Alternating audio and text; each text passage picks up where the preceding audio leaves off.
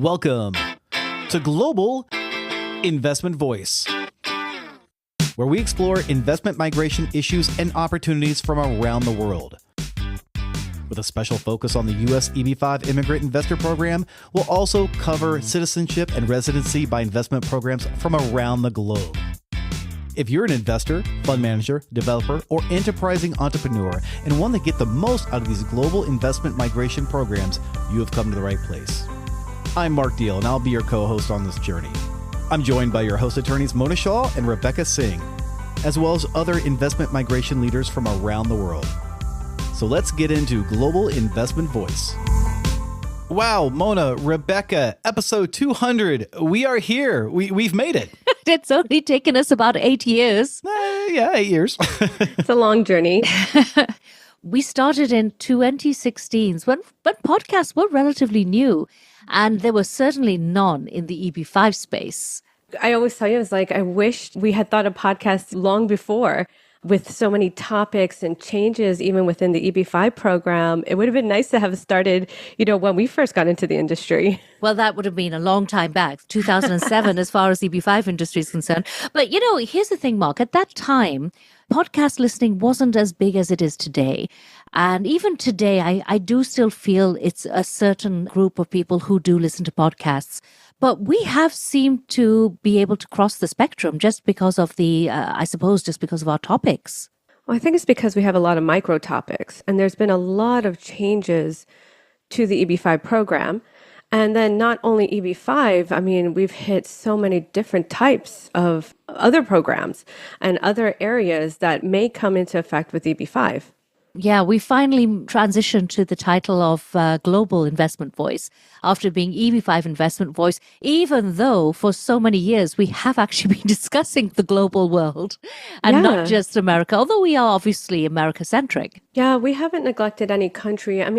Even when we look back through our journey for this podcast that we're recording today, I forgot about discussions that we did with the UK visa back in 2016. That was one of our first topics. We've also discussed the Canadian program, the Hong Kong program. We've had so many different types of programs, even before we got into the Caribbean programs and all the other European programs out there. Well, actually, Rebecca, EB-5 is really quite unlike any of the other global programs that you mentioned. I know we've discussed Caribbean. We've discussed many of the other worldwide programs, but EB-5 is such a difficult area, and it's not a single area either. It's a mix, it's a blend of corporate, of securities.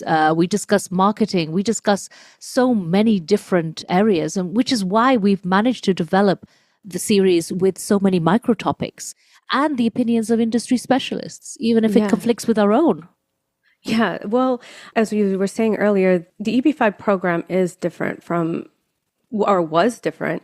We're going to see changes, we'll discuss changes throughout, but it wasn't a program where you just easily gave your money and you got the green card. We've had debates about that, right? About it being, were you buying the green card? But as we've seen throughout the years and through our discussions, it's not. There's so many hoops that you have to jump through, whether you're a project developer, whether you're an investor. Mona, how many RFEs, NOIDs, denials we've seen through this program, and what's required by USCIS to get that approval. Right. And many of those become podcast topics. Exactly. Because you know why? It's easier for the listener to understand. When you're writing, yes, you can articulate it, but whether or not somebody really wants to understand that article. But when you're speaking about it and when you're chatting and when we're complaining, I think it resonates better with the audience. I think it does as well. That question always comes out. Why did we get into podcasts? A lot of people think we're lawyers, we write a lot, and we continue to write, but it just has a different spark to the conversations. I think as well as to our listeners out there, I also think a lot of listeners are multitasking. So podcasts become an easier outlet that you can listen to on your commute. You can listen to it as you're cleaning the house, exercising. So I think it's a good medium to get other listeners. A lot of times. Sorry, that made me laugh. I was thinking of doing the workout to some of the security laws podcasts. Maybe it's good to listen to it when you go to bed. It'll put you to sleep. But it sparks debate as well. I mean, how many times have we had where, you get a different opinion on certain subjects? So I think it's a really good way for listeners to get it broadens the horizon, right? It gets more topics out there, more opinions out there. And because EB5 was so ever changing, it was a good way too for even listeners from DC. We know congressional leaders were listening into this. So it just got the word out there. We've even changed the way we describe EB5. It's just not immigration at all. It has its own little sort of hole. And I think that this is something that people need to understand, especially from overseas, because they talk to consultants. And we've discussed this on our podcast, how consultants versus lawyers, who are the best people to go to. Consultants tend to be narrower because they don't have that broad understanding. And then suddenly they come into EB5 and it's not like other programs where you're just buying a piece of property and you're showing a few bank statements. It's not like that at all. Well, I think that's where discussing the different types of projects that were out there, in all, like, we think about law, but it's not just law, right? When did we ever discuss law? I'm saying there's so much that goes into it. Even common sense, why do you choose a project? How do you get your money back? All those types of episodes. But Mona, I think one of the good points you brought out earlier was just, marketing. It's such an integral part of EB5 and that it became, it came into many of our episodes. It did. And again, going back to projects, we've seen how we've tried to introduce other projects other than big real estate over the years, but it hasn't. It's always been the big real estate which have dominated. But you're going to see, Mark, there are going to be changes. We have major new things, new industries coming into the space, big, huge billion-dollar data centers, quantum physics type of projects, things that will, yeah, exactly. And again, I don't know whether it's called marketing as to discuss the different types of projects. I don't class that as marketing. I call that really educating because I feel like the investor really needs to know. When you talk about marketing, Rebecca, we're talking about which country is the country of the season. Are we looking at China? Are we looking at India? Because for such a long time, it was China who dominated everywhere. Yep.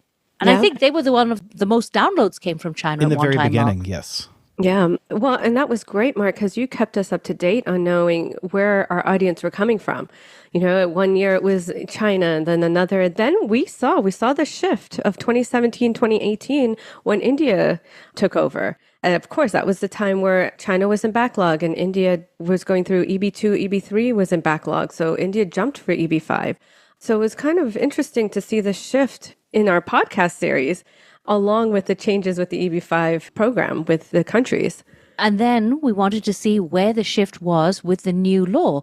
And remember, the program had been quiet for some years with a year out. Oh my goodness, there's so much happened.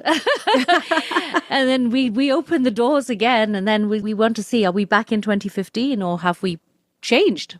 The things that we've seen, it felt like, again, it goes back to this marketing and that every time USCIS came out with a new deadline, 2015, 2012, since 2012. Well, Rebecca, it wasn't USCIS. To be fair, from 2015 to 2019, what did we face? Mark was sick of us saying, oh, the amount is just about to go up. It's going to change, right? I remember that. We kept waiting. It's going to go up. It's going to go up. Yep. We had 5 legislations, draft legislations go through, and each one was pulled down by different factions. Because here is the thing. It's a lot more complicated than just being a little corporate, a little immigration, a little securities. Within the whole EB5 infrastructure, you have factions, you have big projects, you have people who have their interests in one particular area. So they will make sure they lobby like crazy and push for that.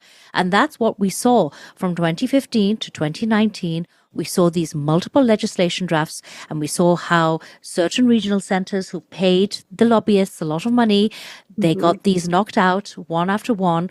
And there was a common thread throughout. And the common thread was The big word, Rebecca, DEA. Yes. Because the rest of the country were annoyed how all the money seemed to be going into the big cities.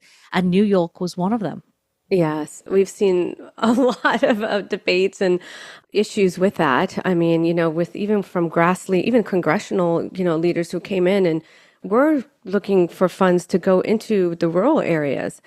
Look at where we are today. Well, nobody was listening to a lot of them. After all of those multiple legislation drafts, we ultimately resulted in the 2019 regulations, which were actually Obama regulations. But those didn't last too long because No. we then had COVID and then the Bering case, which challenged the regulations. Yes. And those regulations then were knocked out and we were back at the 500 level after jumping up to 900. And then that was about 3 weeks. And then what happened? Yeah, the shutdown of the regional center program. Well, we had the golden age of the pool direct for a few months. Yes, we did. And then, look, it took us, all the way to March 2022 when we finally got the legislation. And it didn't end there. No. We got the legislation in March. And if you recall, USCIS decided that everybody had to re-designate. Yes. And nobody could get out there. And so here we go, another piece of, another fight. Yeah, I know. It's like never ending, is it? The litigation, you mean? Litigation. Yeah. And I mean, hasn't that been a theme of this podcast series? I mean, since we started, we've had, titles like Sue the Bastards and, of where it's just like, it's been litigation. And I mean, even today, we continue to have litigation happening. Right. Well, we have some interesting topics coming up, Mark. We have learned one thing, though. Sometimes we've jumped into a topic too early and we've had a podcast on it too early before we've really seen what has been developed. So we've learned over the years, sometimes it's better to wait and be patient, get a bigger story. And also, who are the right people to speak on different topics? Because it hasn't just been myself and Rebecca all these years. We've had multiple guests from all over the place. We have. Yeah, Mona, I couldn't agree with you more in that you could get news out there. All right. A lot of podcast series or a lot of articles are written just to give you what came out, what happened. Here's the news in 2 seconds. But what I like about how we're different and the podcast series has taken a different range is that we actually think about it. And we've had, like you said, we have guest speakers who could come on and give more information about these topics. And not only just providing the information, but also, like, I'll keep saying it, like the debates and it's more like a fireside chat versus just interviewing someone and just basic yes, no, here are some questions and a basic outline of what's happening. I think we've gotten a lot of remarks on how they've enjoyed us putting these discussions out there. Well, yes. And I think, again, it takes a lot of effort. We spend quite some time. We were asked, Mark, how long we spend in putting these podcasts together. And it does take us time because it's not that we don't know the topic. We know the topic often too well. We have to rein ourselves in. Yep. It's just deciding how we are going to present it. What should we present? And again, sometimes we have to be politically correct. We would love to give our opinions, and we slide our opinions in now and again.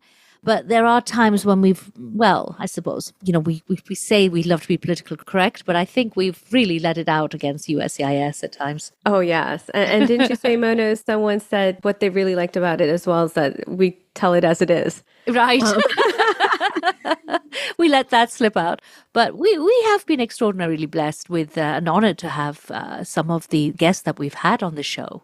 Yes. I mean, we've had, guests stemming from, someone like Jesse Jackson. And then we've had our big time, Ira Kerr's band, top immigration attorneys out here. The giants of the industry. We've also had USCIS leaders who have come onto the program, and we've had discussions with them as well. Right. We had Leon Rodriguez. He served as, I think he was a director of, they called it director of USCIS, but it was really before they changed it over to the IPO. And as well as Or was he just USCIS? I can't recall. But I know that Maury Perez was definitely IPO. He Yeah. was chief of the EB5 program manager. That's what they called it back in the day. Yes. And it was interesting because we had both of them on after they have left USCIS. And it was just really nice to hear their viewpoints when they were directors of the program. Yeah. And within the program, obviously, we have tried to stick with our trade association a lot, IAUSA. We had Peter Joseph. Of course, we've had Aaron Grau on for quite some time. Yes. We haven't had a lot of people, though, from these trade associations. No, but we've had a lot of people from different aspects of the EB5 program. So we've had developers, we've had immigration attorneys, we had securities attorneys. Because as we said, it's not just immigration law. We've had directors, we've had, and then of course we've had others from the Caribbean, global programs, which I think we're seeing a shift to that more so. Obviously, EB5 is still going to be our main focus, but we're seeing more of a shift to global programs now. Oh, and interestingly, Mark, I have to share this with you. As you know, every now and again, we do throw in a podcast which is a little different. And do you recall doing one with those Emmy-winning journalists on... I do. With the Frontline show, but that particular show won an Emmy.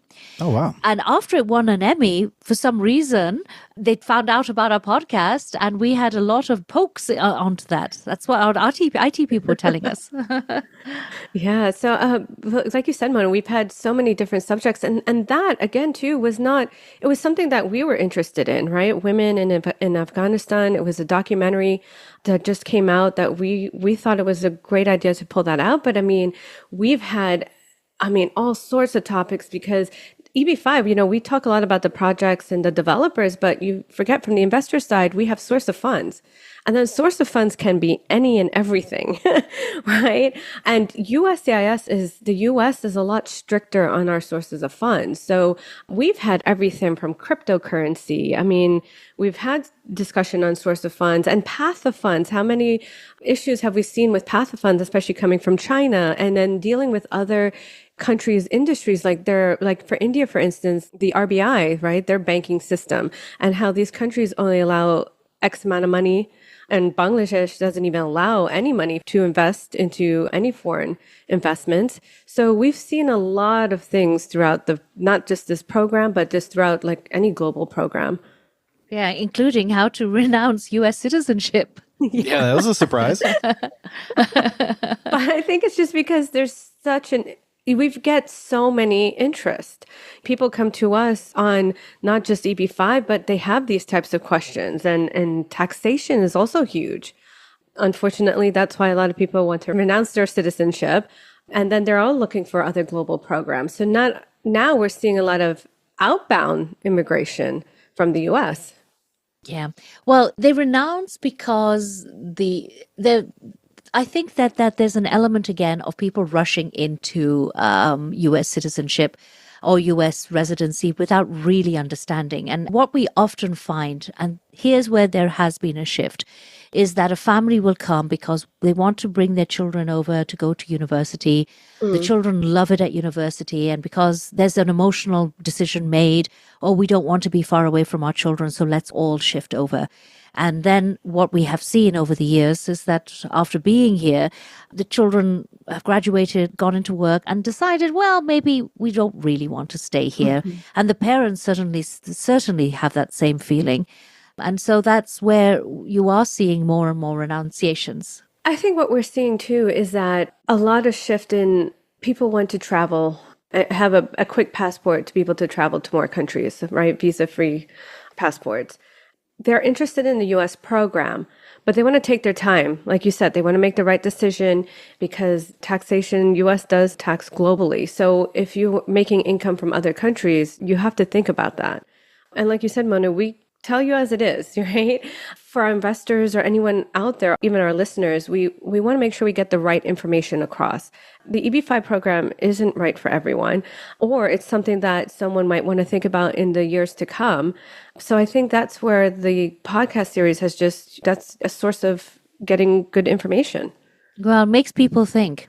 Yeah. But it's not just because of education that people want to come here. Some people want to be in this country just because they have the freedom to speak and to write and to say Yes. what they want. You'll be surprised how many writers and journalists and professors come here simply because they have those freedoms. Mm. And they have access to some of the best academia in the world. Oh, yes. Yeah. So I think obviously US EB5 is our expertise. I think we're getting pretty good on the global areas. Yeah. So that's what I'm saying. I think we're seeing more and more coming forward. Like you said, we're seeing a lot more outbound. We're seeing even, like we said, others who are coming in who want the US, but also looking for another passport. I think it's a global world right now. People want to just have ease of access for traveling.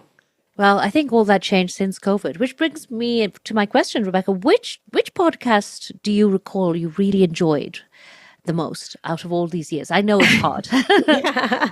Well, you mentioned COVID, and I remember when we did, it was a special on the different types of projects out there, and we did counter-cyclical projects because COVID made such a difference to the world. It was interesting that we spoke to, I think, 13 different developers and getting their perspective on how things were going with their projects and how COVID affected it. Yeah, that was interesting, especially at a time when we were all so bottled in and we couldn't speak to anyone. But we made it fun. we were able to get others out there and get everyone involved. And we kind of kept it alive in that way. So we weren't bored. It wasn't boring, let's say. Well, Rebecca and Mona, one of my favorite episodes is that one, the first one we did on the mandamus, and it really opened up my eyes because I know we talk a lot with the issues of filings and some of the delays that happen, and then the EB5 department staffs up, and then they take longer. But that really opened up my eyes of you can use legislation to get the government to do what they should be doing. So that was one of my favorites. Well, I have mixed views on all of that now, Mark. Yes, it was great when it started, if mandamus was used appropriately. Unfortunately, I feel, and this is my opinion, I feel that mandamus was overused to a point now it doesn't really have an effect. And we have real cases and we can't even go forward with mandamus. In fact, just generally, the fact that litigation has really been synonymous with this program has hurt the program a lot. Unfortunately, we wouldn't have got where we've got without litigation too. But I feel like it's been overdone. That's just my opinion. Yeah. So I guess we need to be responsible with the podcast bump when we cover something and then it becomes popular because we've covered it. And what is the other side of that sword? That's true. We have to be responsible. And I think we have mentioned it because what we have seen is that every time someone has litigated, whether it's through a mandamus or something else, that if USCIS have come back with an RFE, it's been quite a brutal RFE. And it's been much more worse or much more stringent than it would have been had they not done a mandamus. Now, I know and people listening will jump up and down saying, well, no, I don't believe that. But I think we have too many examples. I have felt it in your voice, Mona, when it's come up recently. And I think to Rebecca's point earlier, that's one of the reasons why we do a podcast. Because sure, you can write about these things, but when we start talking about it, when you hear our feelings and the inflection on our voice, it kind of gives you an indication of how we really feel about these things. And I think because we've been in this industry for so long, we're able to see, okay, here's what happened. You started with all these mandamus claims. It's worked out, but then give it X amount of years. And here we are today, and you're seeing issues. So I think because of how many years we've been in it and seeing it over time, now we're able to give you actual information of what's happening today. Yeah, and the information isn't always great, and it's upsetting because, again, there have been a lot of not so nice things happening in this industry. We do like to always be positive, and while I think EB5 is a fantastic program, unfortunately, it is the only way for many people to get some kind of residency in the US. And yet there have been abuses, and whether or not it's been through the government, abusing. And I will say government abusing, because right now I think it's highly, highly unfair how some people have been waiting years and years. We're talking 6, 8, 7, 8 years before their case is even adjudicated. And then there are silly denials, and then it goes and sits in appeals for years. And in the meantime, that investors' money is being utilized by a project. We have seen instances where if there hadn't been delays, everybody would have got their money back and everybody would have been approved. And then a delay came, and then COVID came, and then everything was spoiled. And the project actually then ended up losing the money. We've seen the bad and the ugly with this. Yes. We've also talked about fraud cases, which unfortunately have happened. It always happens wherever there's money. Although there's not too many in comparison to how much I believe the media have brought it up, along with the good things. Yeah, well, all the negative aspects of it are going to come out to the forefront versus all the good that has come out, right, through the programs. And it's not to say that, every program out there has issues, and which we're going to discuss further too in the podcast series with all the different types of programs out there. But one of the interesting, like you said, Mona, return of capital, anything where we have discussed money and investment, those have been popular podcasts as well, just because those have been the most popular podcasts. Yeah, it was good for investors to hear, because every issue you've had with like redeployment. What is redeployment? How come I'm not getting back my return of capital? Because unfortunately, like you said, the delays, you weren't able to get back your money. So those podcasts have been popular. On another note, we've had major events where podcasts have been popular as well. I remember our London event. We had quite a few snippets from other guests that were at the event. I think those have been popular, in hearing what's out there and what's going on. Yes, and I think, as you remind me also, we had the live streaming of our Baruch event back in 2017, 2018, when we even had the IPO present. Yes. And that's where I think social media, we have seen social media change throughout the years.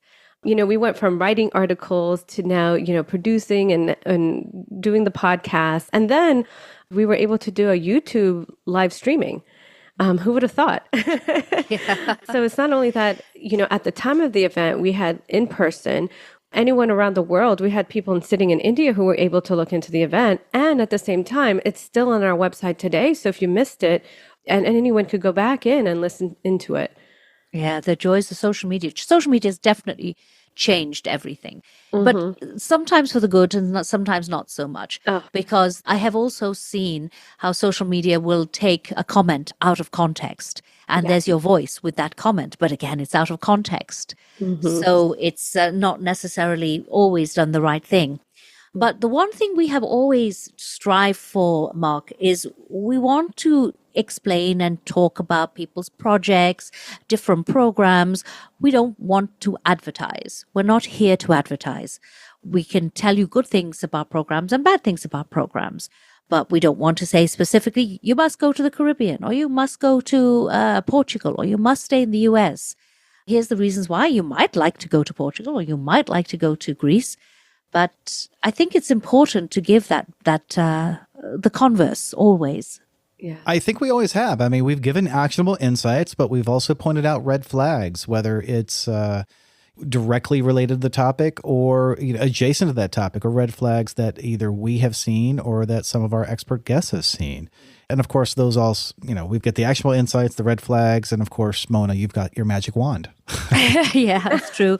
But there are some points that people won't speak up on. And we've been trying for a while to get a government person to come and speak on the Caribbean and all that's happening. And I don't think they are going to mention what is the issues, and some of the issues are within the program themselves. Look, every program's had problems. Even, we always talk about the US program having problems. The Caribbean, some of the islands went too low. They weren't doing their due diligence properly. And what is the result? They might all lose their Schengen visa, which will then take away the whole advantage of going to the Caribbean at all. Yeah. Yeah, so I think it's important for us to discuss those types of topics, though. Like I said, at the end of the day, it's important to educate. It's important to have everyone understand why we're at this situation, what's happening. I don't think anyone should be left in the dark. Well, we've certainly had some compliments from our listeners over the years as well. We constantly get them, actually, Mark. We'll get the person who's even sent us gifts like a poetry book and a thank you notes, and which is nice. It's always rewarding when you know that the other person, or the listener rather, has appreciated the effort that's been made. Yeah, we can't thank our listeners enough, and hope to continue on our journey and get more listeners onto our program. We have lots and lots for the next 200 episodes, Mark. Be prepared. I don't doubt you, Mona, because I didn't think that we could do 200 topics on EB5 alone, yet everything keeps changing. Things are in flux. There's always new insights. So yeah, I can definitely see 200 more episodes as this program, and in fact, the globe continues to evolve. Don't forget, Mark, as well, that there are constantly new people coming to the industry, whether they're practitioners or whether they're investors, who don't know how EB5 has evolved. Well, Mona, I'm excited and looking forward to all these changes for us to bring in new programs and new speakers. Let's get this started. And let's keep it going. Thank you for being with us today on Global Investment Voice. Do you want to get the most out of global migration and citizenship opportunities? Then head on over to our website at globalinvestmentvoice.com. From there, you can easily search and stream from hundreds of podcast episodes, as well as stay current with the latest migration news and investment opportunities by joining our insider newsletter. The topics presented in this podcast are informational in nature only and are not to be taken as specific legal, financial, or investment advice. Mona, Rebecca, and their legal staff can be reached at mshawlaw.com or by calling their New York office at 212-233-7473.